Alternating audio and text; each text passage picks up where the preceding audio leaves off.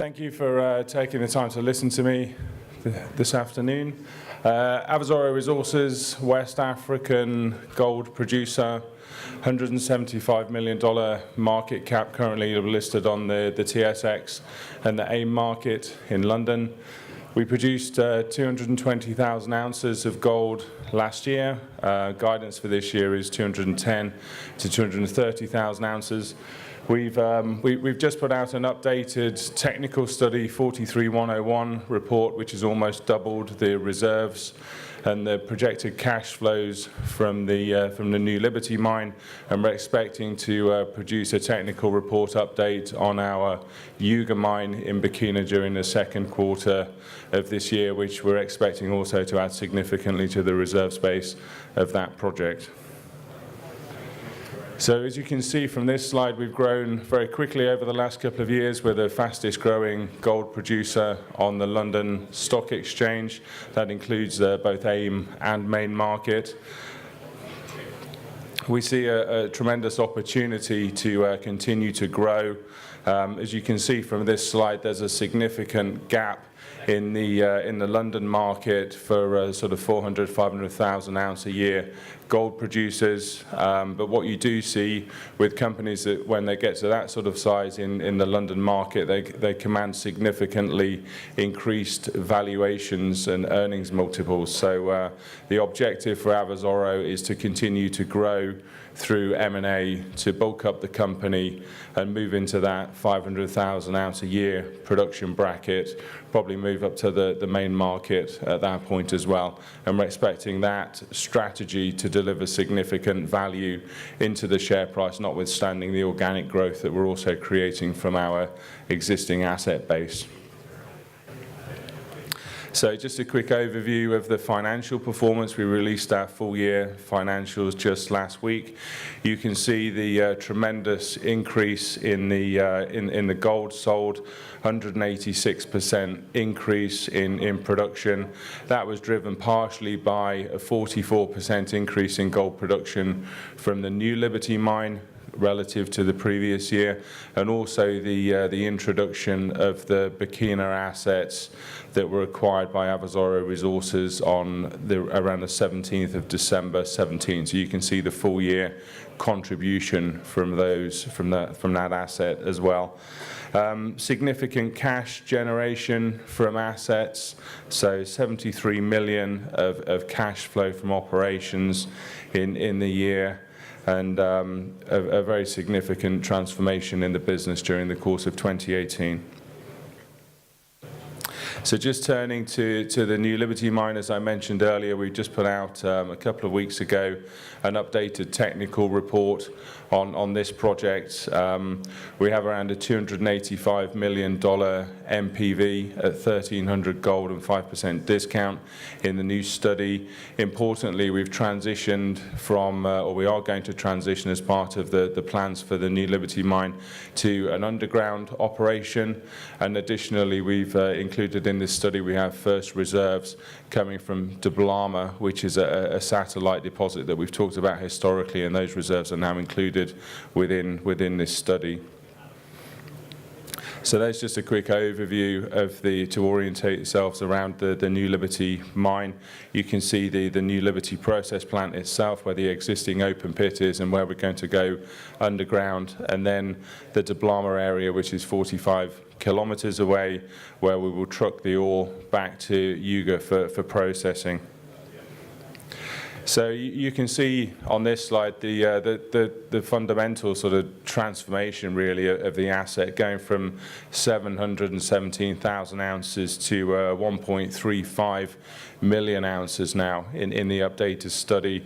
You can see in the bar chart below the production profile for the mine, and you can see from 2023 onwards the significant additional mine life that we've added as part of this study. We've added an extra 7 years to the life of the mine. So this is a a really good sort of indication of the significant drilling program that we undertook during 2018.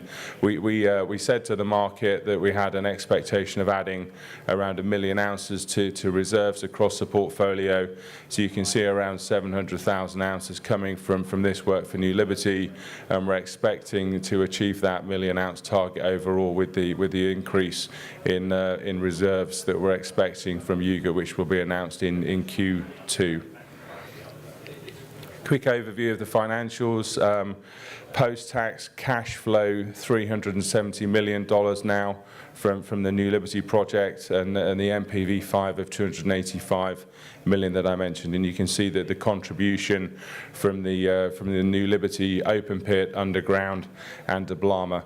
I think it's also worth mentioning, as I go on to the next slides, the underground, it's only around 220 meters below the planned open pit. It's open at depth. There's significant additional upside there to drill deeper and extend the underground potential.